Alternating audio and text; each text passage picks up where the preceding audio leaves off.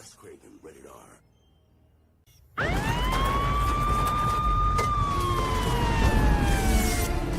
The blackest eyes, the devil's eyes. You will suffer an eternity for this.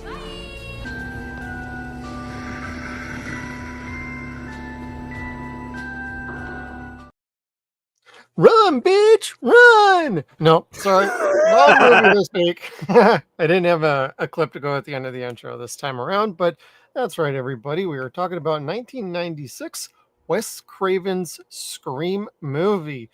And just about everybody from, like, say, our generation has some sort of memory of this, or older generation.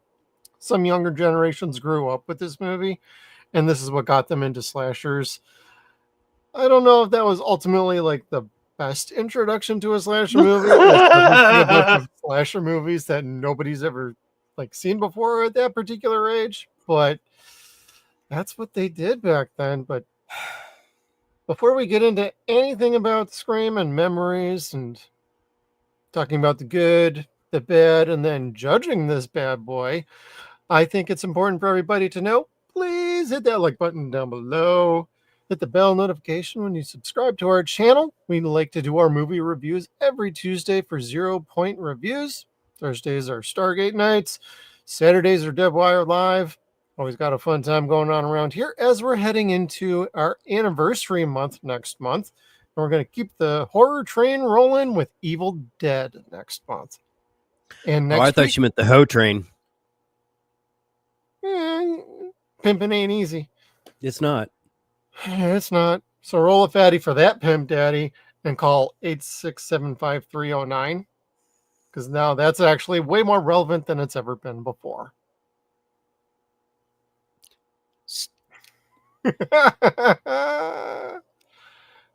Inside joke. Oh, you're so funny. She's watching. She's watching. Watch yourself. Anyway. I should say that to myself. Watch yourself, dipshit. You said it, not me. Okay, so this is going to be a hard show to format because I have so many opinions about this movie, but we have a format to the way the show goes. So I'm going to jump ahead. I'm going to get us going. I'm going to say, for me, when Scream came out, this was kind of a big deal. I was 16 years old. Horror had been dead since 1991. For the most part, like ish. Yeah, Freddy's Dead was the last one. Jason Goes to Hell was the last one. Both of those were, for the most part at the time, fairly disappointing installments. There was a political thing going on right now, switching from the 80s to the 90s. Tipper Gore had the parental advisory thing going on where, like, everything was bad for kids. Swearing had parental advisory all over it. Horror had parental advisory all over it. Titties were porn, like, just in general. So, I mean, every art shifted at that point from the 1980s, the slasher films that we had from the 70s and 80s. Those shifted completely into a different type of animal, and Scream, I think, was the first of those, or at least the first and most famous. And Wes Craven ushered it in, of course, as he did in the 70s with The Hills Have Eyes, as he did in the 80s with Nightmare on Elm Street. But when it came to the 90s, Scream was a different type of animal. He was very close-knit to keeping it a mystery. And that was not the case with slasher films before. I mean, it is, yes. But this was under particularly close wraps. The internet was brand new. So people were starting to get leaks here and there, and rumors were starting to flow. It was going beyond magazines and what media releases the studios wanted to put out. So this was a really interesting thing at the time. And I actually chose not to see it in the theater. I don't even remember why. So. Yeah. And God, for a lot of horror fans, we were all like really excited. Like, what's this really gonna be like? I remember Yeah. reading like a Fangoria back then, and they were talking about this movie and how it was gonna pay homage to a whole lot of horror movies, but we didn't really know like how much it would until we started getting trailers, and it's like, hey, wait a minute. They're talking about don't ever run up the house or the rules of the horror movies, things you have to do to survive a horror movie. And hey, this isn't a horror movie, it's real life. But then they start kind of poking jokes at themselves, saying, like, this actually is now a horror movie. It's Yeah. the This was self-referential slasher movies were here, and it would be followed up by I Know What You Did Last Summer. It would be followed up by like Urban Legend. And then we would then get into the parody with what we did last week with Scary Movie. So highly recommend everybody go back and check that review out. It actually would have been more interesting to do the movies in reverse because while I was watching it this time, I kept thinking of all the jokes that were made last week in reference, and it felt like, man, that probably wasn't the best order to watch it in because it kind of affected my viewing. But just to dip into my experience with the movie, I went and saw it day one. I walked out of the theater thinking, wow, that was pretty lame. I'm not joking. I was disappointed. It was missing a lot of the things that made slasher horror movies awesome, but at the same time, we were now firmly in the PG-13 era of slashers and horror movies at that time, where if you wanted to make money, you had to go easy on not only the gore, not only the swearing, but you also had to be very, very, very easy on the nudity, of which there was none. None. Absolutely none. The best we got was Rose McGowan's nipples coming through a shirt, which was nice. They were perky. Never ever complain about that scene. That's probably the only scene I truly like in this movie. But well, I think Nev did a pretty solid job as Sydney. Yeah, I guess. I was a fan of her from what was that, Party of Five, or I think it was. Yeah, I think so. So yeah, but I never minded her, but after watching the Wild Things movie, I was like, this girl's never gonna take her top off. Yeah, between that and The Craft, you're like, come on now. Harvey Weinstein's holding that to himself. Oh, sorry, don't judge me. I'm just saying it out loud. Everyone else thought it. The inside voices do not always listen to Kevin, and neither do the rest of us. So we're all good going forward from here. But no, just to say that, and no, we'll save that for the bad. All right. No, that's fine. But having watched the first one, I would then watch the second one, and after that, I just kind of dipped out on the franchise. I'm like, this just wasn't what I was looking for. It wasn't really my cup of tea. It was more for the next generation. Yes. And that's totally fine. Totally get it. And then watching it this time around, and we'll get to this once we start actually breaking down the movie a little bit, is I actually enjoyed it more this time than I have ever enjoyed it before. I don't know if it's because I watched Scary Movie last week or what, but watching it last night, I was like, this isn't as bad as I thought it was. Weird. But it's still not as great as I would have liked it to have been. Yeah. Yeah. It's a weird movie in that regard, and when it comes to like my personal opinion on it. I mean, I watched this with my good buddy Joe, and most of our cross country team. We watched it over at Joe's house, and as soon as it hit VHS, we rented it, and I came out of there. They enjoyed it, I imagine, but I came out of there feeling like, wow, this was a total ripoff of Halloween. And again, the word homage and ripoff is so very, very similar, but in this vein, there is a lot of ripoff.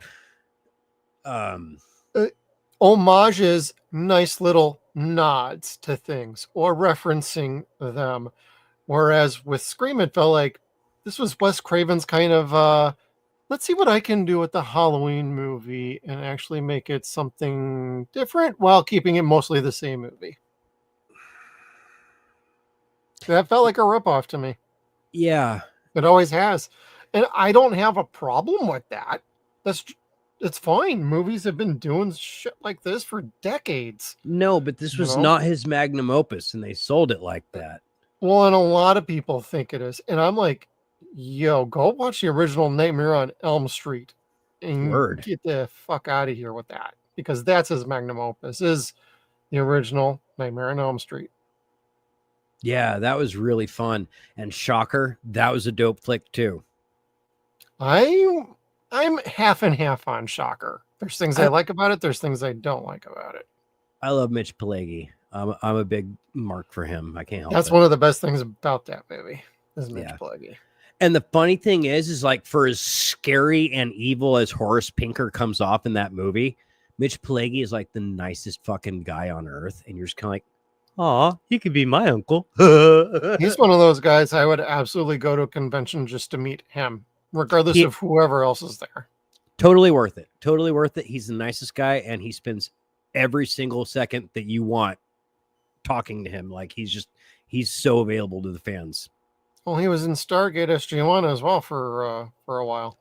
We're not saying bad things about him. We're talking up like it's Skinner, dude. I am talking good things. You hee-haw like a jackass over there, and you got the teeth to show it now, too. Hee-haw.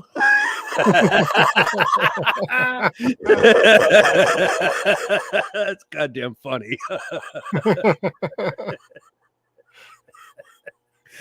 I can hear my wife going like, or my ex-wife, why are you guys so mean to each other? Because that's how we love. This is what dudes do. Like, my teeth do look like a fucking donkey's. What do you want? Here, I'll throw you an apple.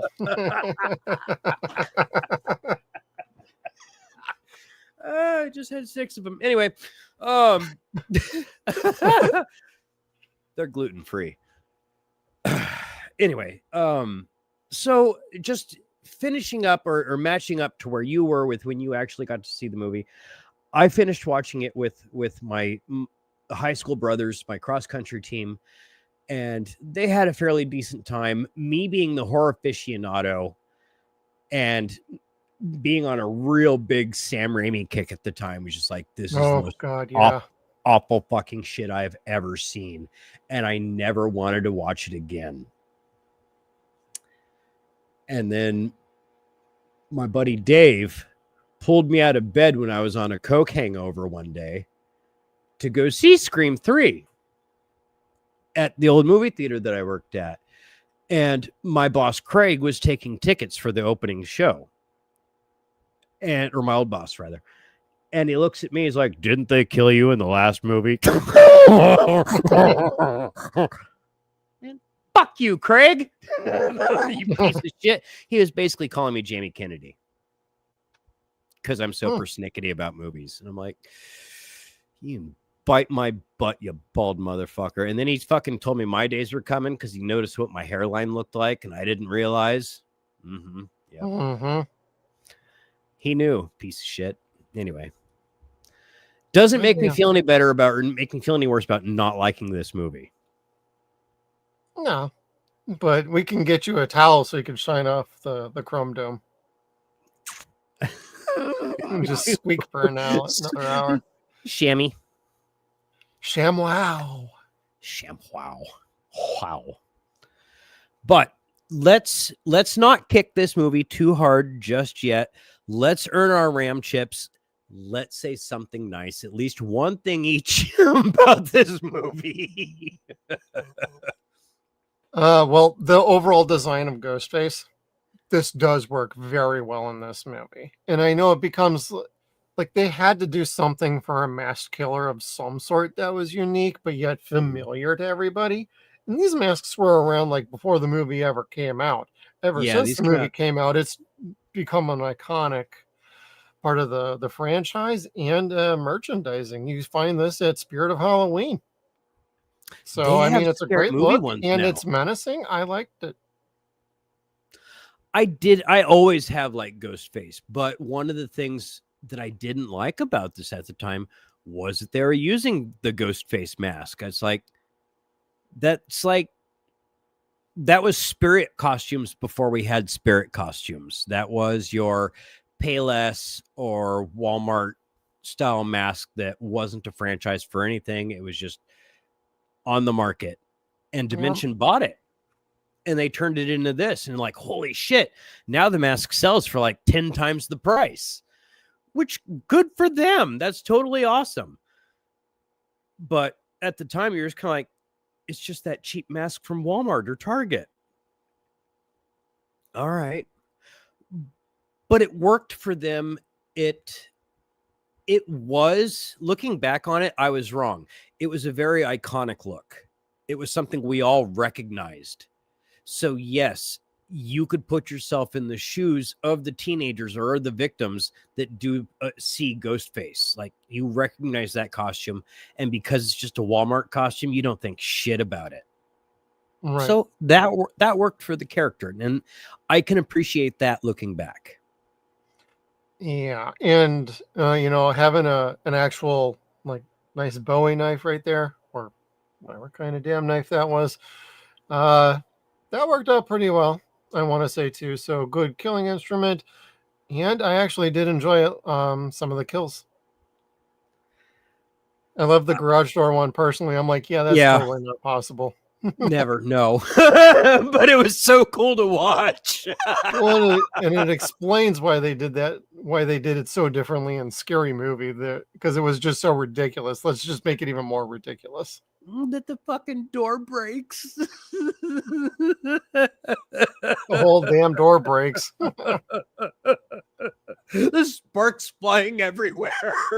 Oh my god, that was so wild. But they did try and maintain a tone of seriousness with their death scenes in this. Nothing felt like it was too comical except for the garage door kill. But you know what? The garage door kill felt the most sincere, like an 80s style type slasher movie. Like, yes, it did. That's one of the beauties of the 80s. It's like, what kind of kills are we going to see? It wasn't how many people are we going to see get killed. What kind of kills are we going to see? Are we going to see gardening tool kills? Are we going to see knife kills, gun kills? What kind of gun kills? Cannon kills, fire kills, poison kills, like machete kills, pitchfork kills, all sorts of fun shit. We had options back then. Oh yeah. It was like, how creative can you get? Yeah, but that was the only particular kill that felt, I don't want to say authentic, but more from our era of slasher movies. More creative. Otherwise, this was more them waving the knife to intimidate somebody, but it was a very phallic way. Like, do you see my weenie? Do you see the weenie? Oh, it's like how the movie starts off with Drew Barrymore. It's like, that's the only part of this movie that is like that, and the garage door kill are the only parts really worth watching. Like, that's what everybody really remembers from this movie is Drew Decker getting killed. Yeah. Well, and it's also the very first one to set the tone for the movie. So setting the tone for the movie with that kind of an opening is like, okay, this could be pretty interesting for a movie. And then it doesn't really live up to its own mythology, let alone its own hype that was put out there. It almost reminded me a little bit of like Blair Witch Project. Scariest movie ever made. Walk out of that movie going, that was the worst movie I've ever seen in my entire life. At the time, yes. Yeah. And Monos even existed back then. Same with Plan 9. I guess Plan 9 was just in theaters actually recently. Celebrating an anniversary. Oh, that gives me sadness. I would have given anything to go see that on the big screen. One of the wrestling shows that I watch or listen to while I'm working, one of the hosts actually went and saw Plan 9 at the theater with one of his kids, and they said it was a really good time. There wasn't a whole lot of people there, but they had a fun time with the people that did attend. Oh, sure. Yeah, I bet. man. Fucking Ed Wood fans and Misties in general are just amazing. Yeah, it's like, let's party, let's go. I would have gone if I would have known about that, but it's already out Yeah. of the theaters now, I think. I think that was last week. That makes me sad. Yeah. Anyway. Well, Scream. you got something good? Didn't I say something nice? Like they took something cheap and made it fruitful. Like Okay, so is there any okay. good casting you liked? Is there Yeah, not at the time, but in hindsight, yes. I didn't like that Drew Barrymore was killed off in the first few minutes. Drew Barrymore has always been one of my favorite actresses. We're about the same age. Like I've just always had a crush on her ever since I saw E.T. So I mean, Charlie's Angels? I don't think I saw that. I've never seen Charlie's Angels. I've only seen the second one, the one with Demi. Okay. And I watched that with my aunt, and I actually had a really good time drinking and laughing with my aunt watching it. but anyway, I really like Drew. I always have. She's just awesome sauce to me. But this gave us Skeet Ulrich and Matthew Lillard, like not their first movie, of course, but this put them in the mainstream, and they have done some amazing things since then. Yeah, a lot of the cast in this, they had some really decent careers after this, or awesome careers, depending on your viewpoint on their trajectory after Scream. Yes, because this was a hit at the box office. Sadly so. Yep, I worked at the movie theater for the first two. Yeah, because I was old enough for cocaine by the third one. Yes, very. Yep. Scream 1 and 2 sold out for a couple weeks. 2 weeks. 2 weeks at least. They were pretty solid. Like everybody was going to see that. And I think that was one of the reasons why I didn't really want to watch it until I saw it at Joe's house when we had nothing else better to do than just hang out and like eat, drink soda, and watch monster movies. And it wasn't a monster movie. And I'm just going, we could have gotten Evil Dead. Again. I had a thing. I liked certain movies in high school, like Evil Dead, Army of Darkness, of course. That was every other weekend. The Wall, Rocky Horror Picture Show. That was way more science fiction for me at that point. It wasn't until I got to college that horror movies started to really work for me, which is kind of around the time of Scream here, because how that fell. But I am curious for people that, and if you're watching, please let us know if Scream is your introduction to horror films. I'm not putting you down when I say this, so please do not take it this way. And for as much as I don't like this movie, please don't take that as me disrespecting you or looking down on you for liking this. Everyone likes different shit. I don't have to like what you like. And I'm not saying this movie is stupid and people that like this movie are stupid. That is not the case at all. I'm just saying this movie is stupid. That's all. I like Howard the Duck. Okay. You guys could always throw that on me. There. I said it. I'm not sorry. I lost my train of thought trying to apologize. But anyway, trying to apologize. Kevin is not used to apologizing for anything, everybody. So when he has he has to lose his point. So welcome to 0-Point Reviews. I'm not very sincere when it comes to apologizing for things. I'm sorry. So when I do pull one out, it's like I'm focusing on sincerity. Zip it back up. No, I'm glad folks like this movie. Oh, I'm sorry. My question was, yes, for people that first saw this movie, this was your first experience in the slasher films. This will, I'm assuming will always be your baby. This is going to be your first love. What was it like going backwards into the 80s and 70s? Were you just kind of like, whoa, this is some shit? Or did it make you want to go see those movies? Well, I mean, eventually if you like a 90s slasher movie, you're going to end up liking a 2000 slasher movie, and you're going to go backwards at some point because most cinephiles like to know where the things that they like came from. Oh, yeah. You know, shit, most of what we watch comes from, you know, Dante, H.P. Lovecraft, Poe, King now, but whatever. Or John Carpenter's The Thing that came from outer space. That was an old classic movie that he rebooted and remade. Yeah, and they were both really good. Yep. Yeah.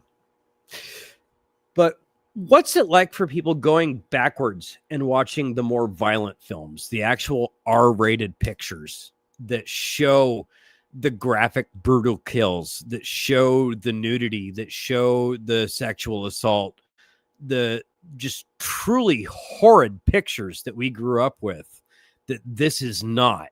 What's it like going back for you guys, growing up with this and then going backwards? My comparison for me would be, I grew up with Army of Darkness. That was my first experience watching the Sam Raimi picture. And it wasn't until I was 15 where my girlfriend Brooke was like, oh yeah, that's Evil Dead 3. I'm like, no, that's Army of Darkness. No, that's Evil Dead 3. Fuck, it even says right here on the fucking case, Army of Darkness. It's actually Evil Dead 3. She was right. I'm stupid. Well, we are likely to have that conversation when we get to Army of Darkness, because the person who's going to be joining us on that stream has said that is Evil Dead 3. And I'm like, yes, it is. It is. You haven't been talking to Brooke, have you? She'll fuck me up. I don't want to deal with that again. Hey, Brooke, you want to come on our show and tell us some real stories about Kevin? No. No, I was a shithead kid. Everybody knows that, and that's all everyone needs to know. But I wouldn't be satisfied with this anymore. I'd like it, but going backwards, I'd just be kind of like, wow, this is amazing. Or does it damage your sensibilities? Because I know, like, assault bothers a lot of people, and rightfully so. But we kind of grew up with it and got desensitized to it really fast because, of course, the 70s slasher movies were on fucking reruns in the 80s, and we were growing up on Sundays and Saturday nights. Or our parents were renting them on VHS, as, you know, rentals were now becoming popular. Yep. Anyway, that was my thought. No, nothing wrong with that. Some of the other things I would say I liked about Scream, it is well shot. And I think Wes did do a good job with his direction of the movie. So it definitely felt like a polished movie, at least, not so rough around the edges. And can't say I like the score, because I was kind of ambivalent about it, and not all the casting worked for me. No, a lot of them felt like we already mentioned Harvey, but no, we didn't. We'll go to the. Do we wait for the bad for that? Because we're talking unless about you got something good, we can just keep on rolling. I don't know. So the casting. Hi, Nev.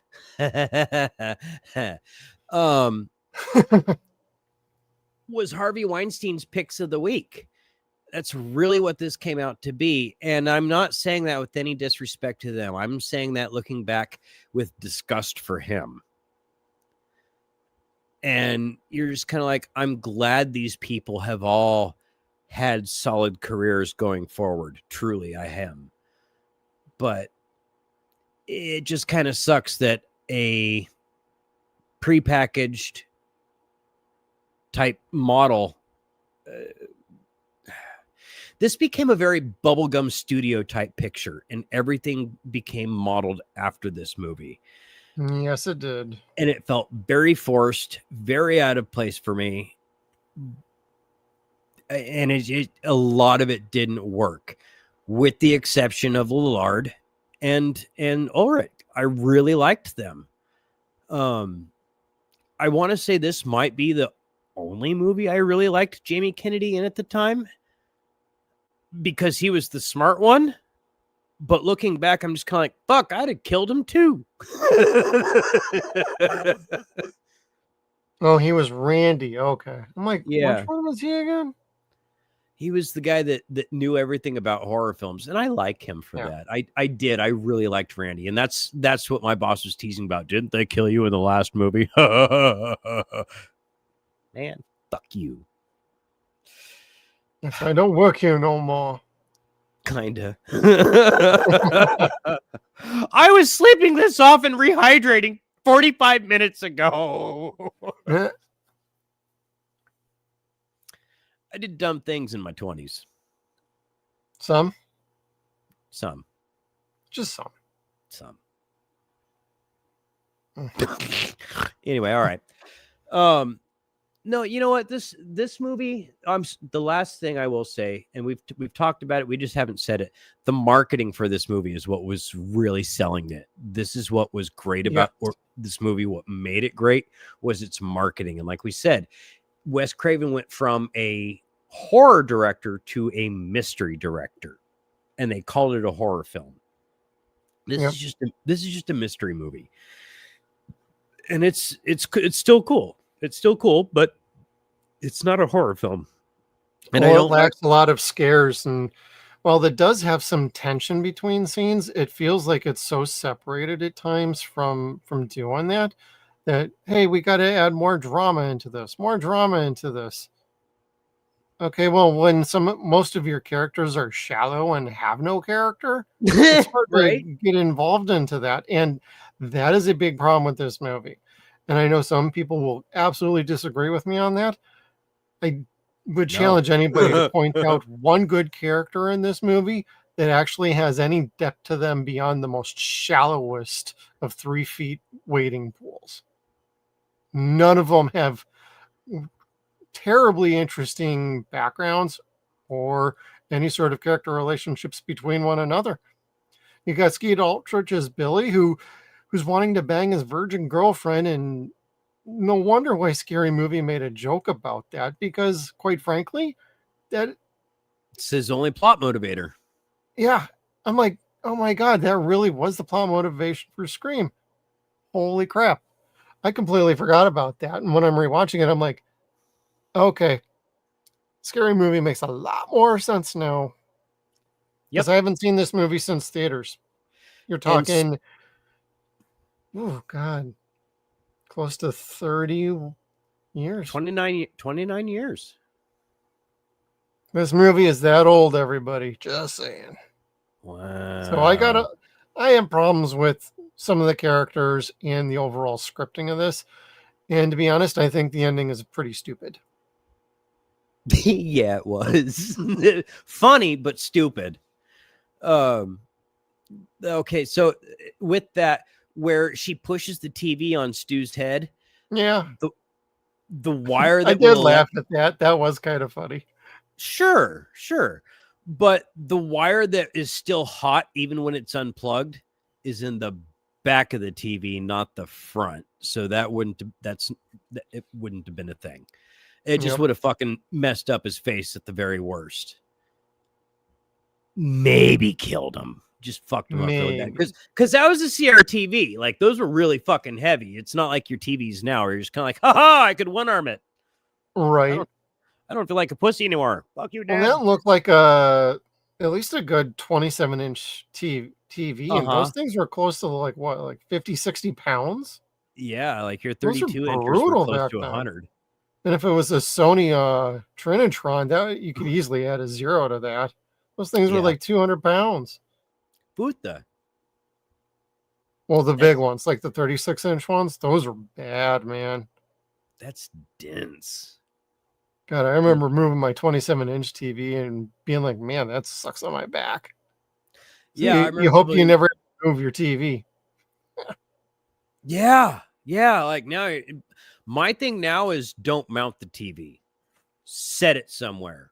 Yeah. You could do whatever you want with it, and you'll be fucking happy for the rest of your life. You could move wherever you want to with no problems, lickety split, until you mount that son of a bitch. Yep. Then you have an issue with moving. You have something to dread. There is a stressor to moving after that. Same with the CRT TVs. If you had to pick them up and haul them somewhere, first you had to fucking move your system, your entertainment system, from away from the wall so you could unplug everything. That was heavy enough as it was. Then there were spiders. Then there was dust. Lord the fuck knows what else. Dust bunnies.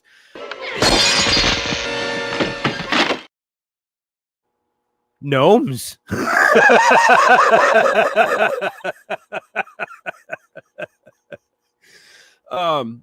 Yeah, CRT TVs were weapons.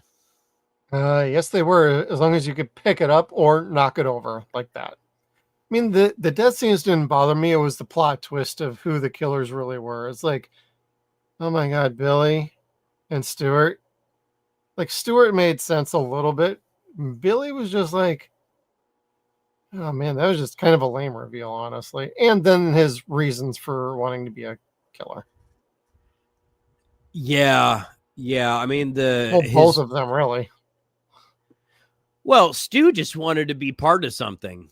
Yeah. Like, he was just a follower is really what he was doing. Like, he loved horror movies and thought he was going to be a cool thing. And it's like, he's just hanging out with his buddy. Yeah. He was actually insane. Okay. As opposed to Scary Movie where they alluded to the gayness. That was so much better. So much better. Yes. So anybody who hasn't seen Scary Movie or checked out a review from last week, that is actually the plot point of that, is because he couldn't sleep with his girlfriend, he turned gay. The punchline on that, though, is the other guy actually said, no, I'm not gay. But you made love to me. No, first of all, hey, you suck. You're the one dick. you suck. Yeah. What about that club you took me to? They play good music there. Yep. But you took me shopping. We're trying to kill somebody over here. Yeah, right. Scary movies don't kill people or don't make people crazy. Canceling scary TV shows make people crazy. And the Wayans Brothers was a good goddamn show. We didn't even get a final episode. Good ass show. Love that. It's weird when even the parody of this movie actually is a little bit more memorable than this movie is. Like, what you remember out of this movie is the killer, and you remember, like, you do remember Sydney, you do remember Drew as Casey, you do remember some of the characters, but to find the moments, the moments that they talk about the most is the opening sequence with Drew Barrymore. Yes. Yeah. And it's like, maybe she should have been the lead of the movie. Not that Nev couldn't handle it, but this was an ensemble movie. She didn't really lead this movie at all. No, not necessarily, because there was a lot of following Gail. There's a lot of following Dewey. There was a lot of following the boys. Dale and Gooey. Right, Gooey. Told you not to bother me while I'm cleaning my room. Wrong movie. Really should have had that as my backdrop last week. That would have been funny. The vacuum cleaner boner. Oh my God. Try not to think about that scene. I got a Dyson. I got to be careful, man. Anyway. Warp speed. Right. Mistakes were made. So it's getting stuck and clogged. But this, I want to say this was okay for the time. It wasn't. This was a huge disappointment then. It's not gotten better over time. I don't respect it anymore. I probably hate it more now than I did then. Simply because it's like I've seen better horror films than this. I've seen the director make better horror films than this. I've seen all the actors in better horror films than this, and not just recently. Like, we're not talking Five Nights at Freddy's, which ironically is better than this. But that's a fun movie. Yeah, Five Nights at Freddy's was not a terrible flick, dude. I mean, then we reviewed the damn movie. And come on. And the second one's coming out in December. I'm, again, like before, I'm there for Matt Lillard. I don't necessarily care about Josh Hutcherson. I'm there for Matt. Matt is fantastic. He's one of my favorite actors of all time. He's never been in a movie that I didn't like. Not ever. Yep. Like 13 Ghosts, brilliant movie. Oh, that is a fun one. Yeah. I know we just talked about that the other night, but it's a good ass movie. Yeah. And he's amazing in it. Dies terribly, but amazing in it. Yeah. Yeah. Yeah, speaking of death, and I feel like most of the death scenes, while some of them were interesting, they all were like uninspired, and they lacked a nice creativity to them. Like when you go to these movies, you go to watch the part of the charm is watching the death scenes. Like, how are they going to kill that person now? Or is it going to be kind of ironic, or is it going to be kind of more brutal and holy crap, I wasn't expecting that? And I feel that's what really let this movie down the most was you don't need a whole lot of gore, but you need something more to the death scenes than just kill. Stabbing anyway, yeah, or slicing. But again, this was during that time where we were living extreme, except for you couldn't show anything. Yep, pretty much. Nothing was actually extreme. Like you could show language, you could reference a crotch, but nothing was actually extreme in the 90s. They were very civil and shit. So, for the most part, like that was when we were really starting to become learn to become a tolerant society, I guess.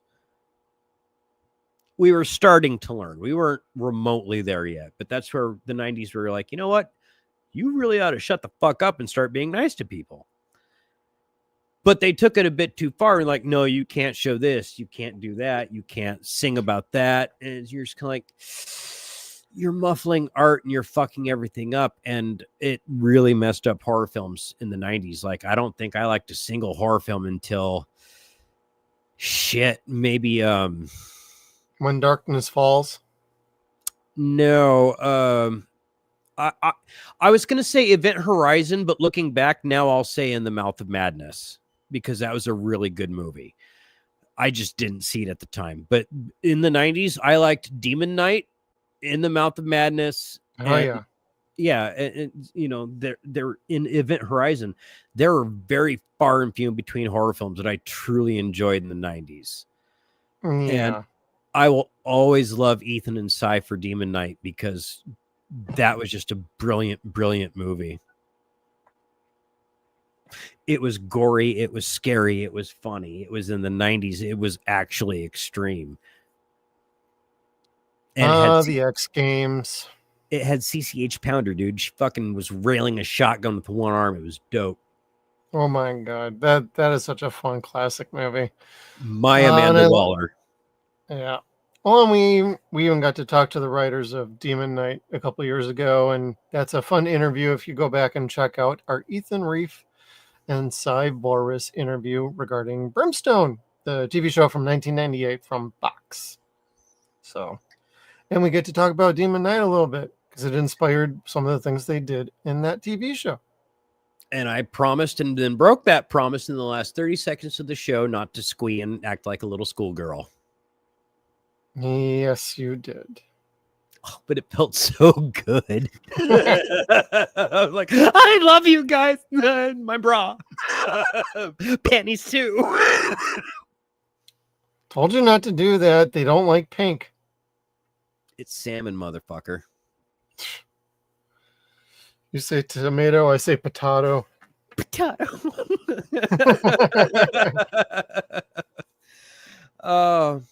So, I mean, I know we're reviewing this one particular movie, but we would be remiss not to say the sequels. One of the things that I do not like about the Scream franchise is Ghostface. Ghostface is different in every single movie, and that's okay. That's what makes Scream. It's a mystery. Scream has always been a mystery, and that's fine.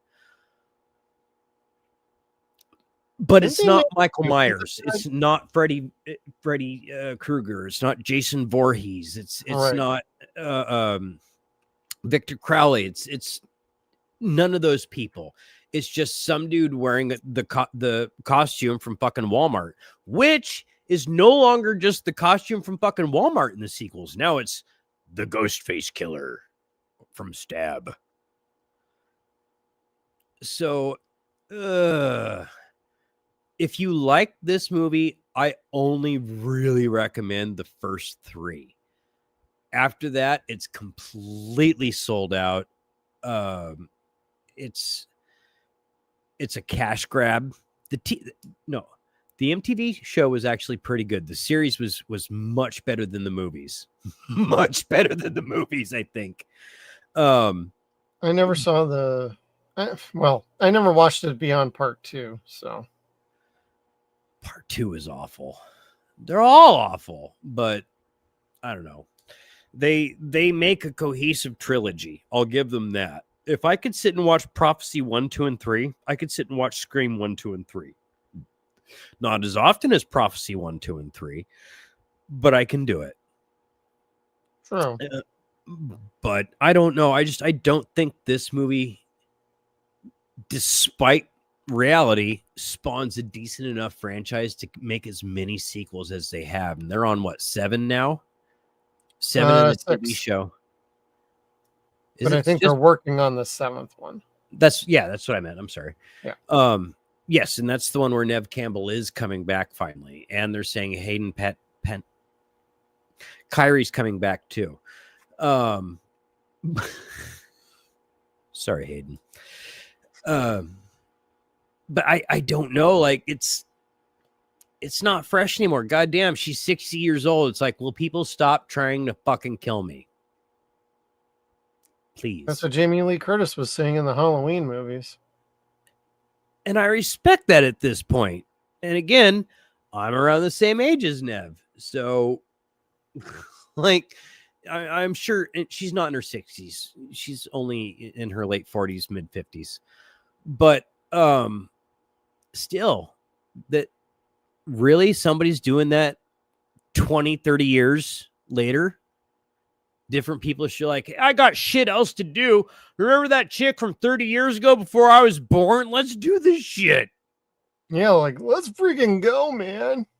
Game over, man. Game over. It just doesn't work for me anymore. And then there are certain characters within the franchise that are persona non grata for killing. And then they started killing those characters. And it got to the one where you're like, oh, that was the actual one fucking character that I did like in this entire franchise. I have zero interest in watching this shit. Then, now, or ever. Yeah, revisiting this one was definitely, I wouldn't say I was really looking forward to it. Just on the way I was looking forward to it was, I haven't seen this literally since the day it debuted in theaters like 29 years ago. Yeah. And I've never really wanted to go back since, but it felt like, you know what? We're doing Scary Movie. It's lifting from Scream and a bunch of other things. And then with what we're doing next week, it's going to make even more sense. That's been a surprise note for everybody. So if you have been checking out all of our reviews, by the end of this one, we will tell you what's going on. But that being said, watching this again was like, yeah, a lot of my concerns about this movie are still there. But I ain't gonna lie, I actually did not hate watching this movie. It didn't win me over. I think I had a better time watching it this time. Probably because the mood got lightened from last week with Scary Movie. It's like just going in, just going with like no expectations again. Whereas the first time around, you had these high expectations from all the marketing, Wes, everybody doing the public relations tours and everything, being like, yes, this is awesome, this is great, it's scary, it's this, that, and the other. Hype train wasn't there. I could go into this being like, I only kind of remember this movie, see how it goes. I had a decent time with it. Am I ever going to watch this movie ever again? Probably not. And you talk about movies 20 to 30 years later, the writer of this one, Kevin Williamson, not only did he go to Halloween, he wrote Halloween H2O, one of my least favorite movies in the franchise. I was gonna say, didn't I? Don't I hate that movie? I'm pretty sure I hate that movie. I like Resurrection more than I hate Halloween H2O. Wow. I didn't bother. I was done with y'all Halloween H2O. fans can throw me some hate on that one. I thought Buster Rhymes did a better job than Kevin Williamson did writing Halloween H2O. Sweet baby Jesus. I'm not a fan because a lot of the movies would pull from this. Like, it's one of the bad parts of this movie doing so well and becoming a cultural zeitgeist thing back then was so many were like pulling from this movie, being like, we need to do the same thing that they did. And then that influenced slasher movies and some horror movies for like the next like 20 years. Finally, we're kind of past that now. Yeah. Seem to be getting back on track with going back to their roots and having killers being nasty motherfuckers. Well, they're either holiday inspired at this point, which is fine. Yeah, which is fine. They are their own made up thing, like Heart Eyes. Right. For the most part is its own made up thing. What came after this was shit like Valentine's or Urban Legend, where it's just like, do we need a mask? Do we need a character? No, just get a prop. And to be fair, Urban Legend, I think, is... I Know What You Did Last Summer, but I freely admit that is not a good movie. Urban Legend, I actually thought was a decent movie, decent writing, fun kills, and I think it had a better cast. I think it did a better job trying to do the Scream formula than Scream ever did. That's fair. I could probably agree with that. The second one, forget it. I don't even want to talk about Urban Legend Part 2. It is just so goddamn bubblegum that I hated it. I just never did like it. It doesn't make sense. None of it's realistic. Like it wouldn't happen. I'm sorry. Those two guys would not be that successful. They'd get caught real fast. Yeah. Well, that reminds me. Did you ever see the movie The Faculty? Yeah, I like that one. Yeah.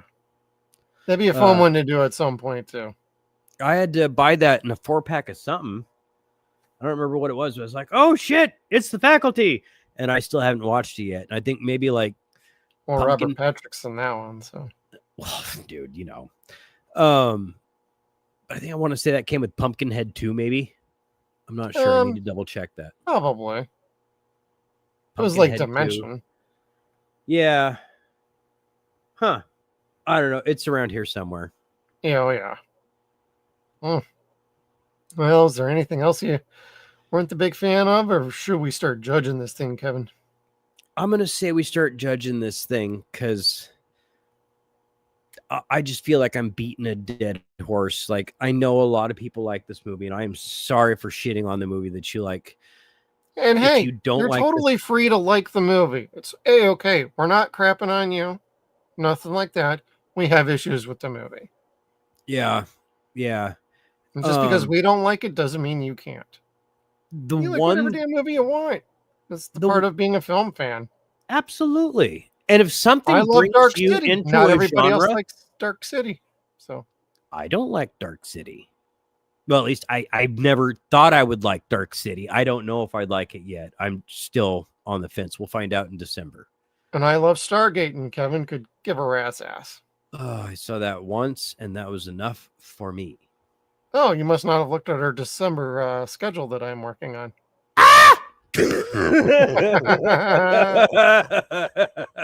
long as we don't have that DJ guy from our other show on. He might. I told you we should get him on there. That would be like a great crossover show. No, this movie was a product of its time. I want to say it was good for its time, but it was not.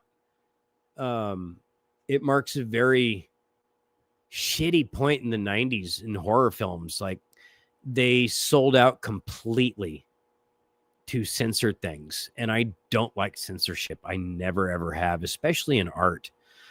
And cinema is art. Now, I understand studios want to get butts in seats, and you need to have tame civil movies to get as many butts of various ages into as many seats into a theater.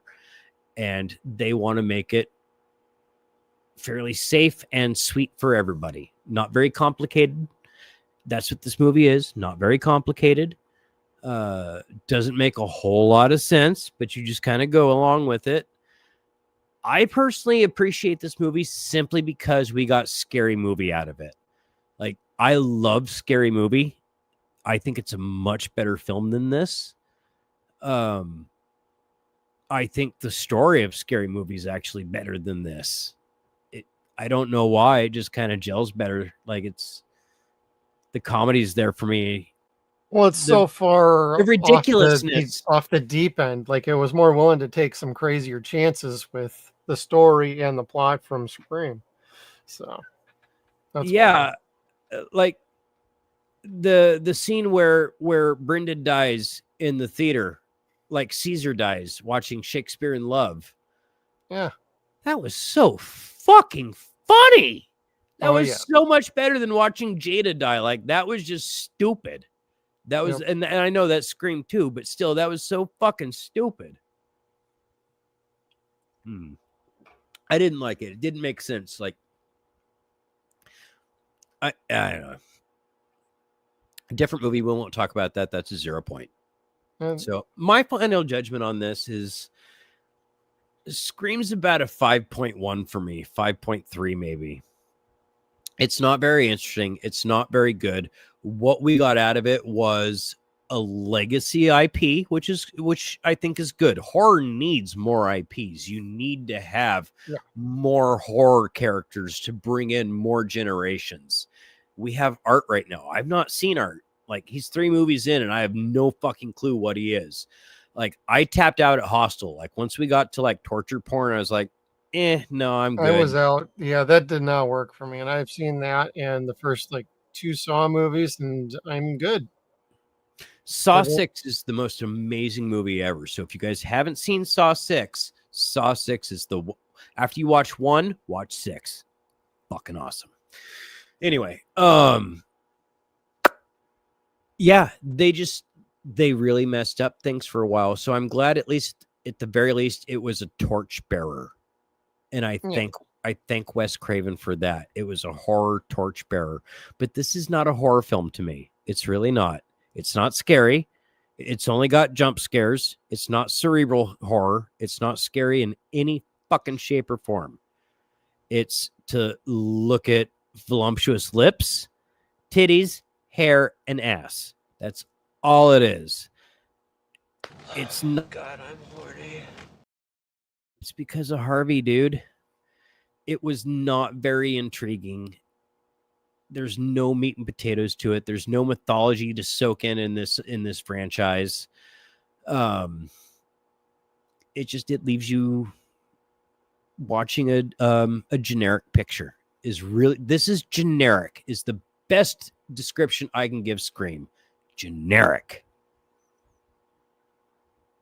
Yeah, I can appreciate that. And even I'm going to go ahead and be like, I'm going to score it a little bit higher because I do believe when it comes to Wes Craven, he was a very good director, and he did have an eye for some interesting concepts, and he gave us another franchise to get into. Whether it worked for us or not is completely beside the point.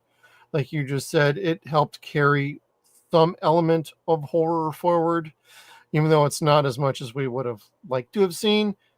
That being said, I'm going to give it a 6. It's still not going to be as high as some people would like, but I'm not going to it's definitely not a below a 5. At that point, I'd be like, this movie's fucking terrible. It's complete ass across the board. No, we have good characters. Good actors. but the characters are lacking any real depth for connecting to anybody or rooting for somebody to win other than, oh, that's just the hot chick from Party of Five. I want her to live. Oh, but they killed Drew Barrymore in the first 5 minutes, yet she's plastered all over the movie posters like she's the actual star of the movie. Yeah. So it's a double-edged sword with this one. I'm going to give it a 6. It can be enjoyable to watch as long as you really don't put too much thought into this movie. It's a popcorn movie. That's what it is. The second you start putting any more thought to it is like the plot ain't there and the characters aren't deep enough for that. And while he was trying to lift from Halloween and a bunch of other slasher movies and other horror movies that were referenced all the time, that's a one-trick pony. You can't keep going to that well because then people are going to get bored. What's something we learned from Mystery Science Theater? You cannot put a good movie inside of a bad movie and call that bad movie a good movie. Overdrawn at the Memory Bank has Casablanca in it, and that actually increased that movie's rating because it had Casablanca. And Raul Julia.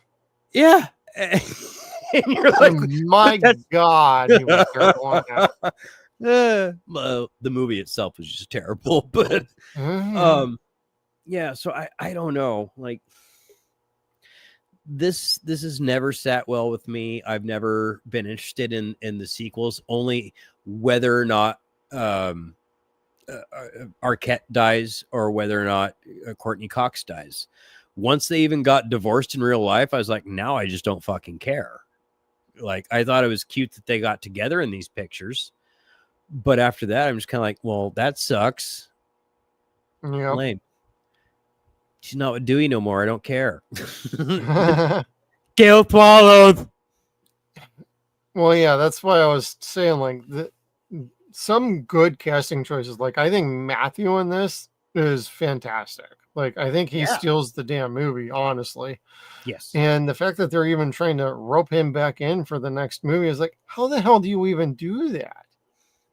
And some people have been saying, like, oh, well, he could be like his twin brother or something who just wasn't there that night. They never mentioned that, though, at all. So you're going to retcon something? Like, get the fuck out of here with doing that shit.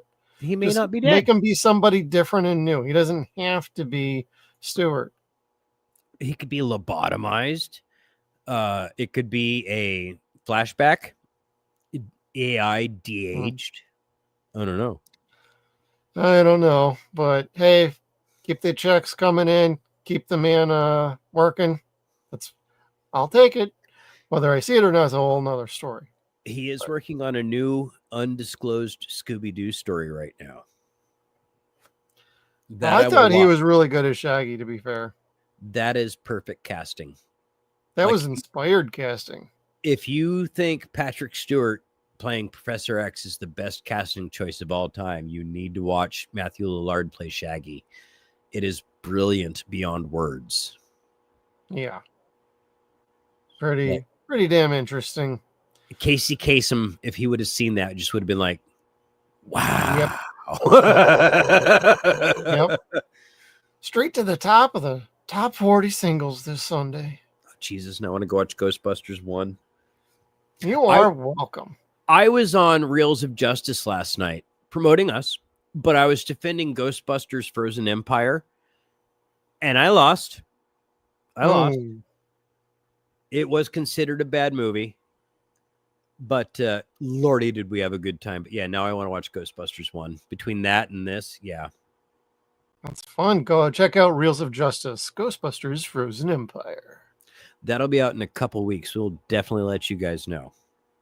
Right on. And we will share that on out there. So that sounds like that was going to be that's going to be a fun episode to listen to. I embarrassed myself. Are they on YouTube or are they just strictly podcast? Podcast. No, I think they're just about everywhere that you could listen to something, but they are podcasts. But lordy, my friend Ben, he destroyed me. Like, you know what? I just like this movie. Fuck you guys. I'm going home. Well, they can always join us too at some point. They want to do something fun. Yeah. Yeah. Definitely want them on, actually. They're all Hells fun. yeah. They're fun people. Yeah. Well, that's going to wrap us up on Scream, everybody. Unless new scores come in from our chat on any place that we are streaming to, Rumble, Twitter, Facebook, all of you fine places, all you fine folks. But I think that's as good place as any to say goodnight to everybody. So, Kevin, let everybody know where they can find you and what you got coming up next. Oh, gosh. Well, next we have The Tick. I want to say season 1 of The Tick, but it's going to be our only season of The Tick because it's the 2001? 2000? Yeah. Fox 8 series. episodes. Yep, of The Tick coming up this Friday. Followed up by Saturday night, we are going to be doing another episode of Deadwire Live, which will feature all 4 of our crew members. Well, Steve may or may not be there. Steve will be here Thursday night with you on the Stargate Files. And I'm not saying what we're doing next week. It's a mystery. I know what it is. I've already watched it, but we're not telling anyone just yet. Nope. If you want a hint, we've hinted at who the director might be. Yeah. Yep. That's going to be about the extent of that. We mentioned him a couple times. Yep. And hit that like button, everybody. I want to say goodnight to all of you. Thank you for tuning in. Greatly appreciate it. We had a fun time talking about Scream.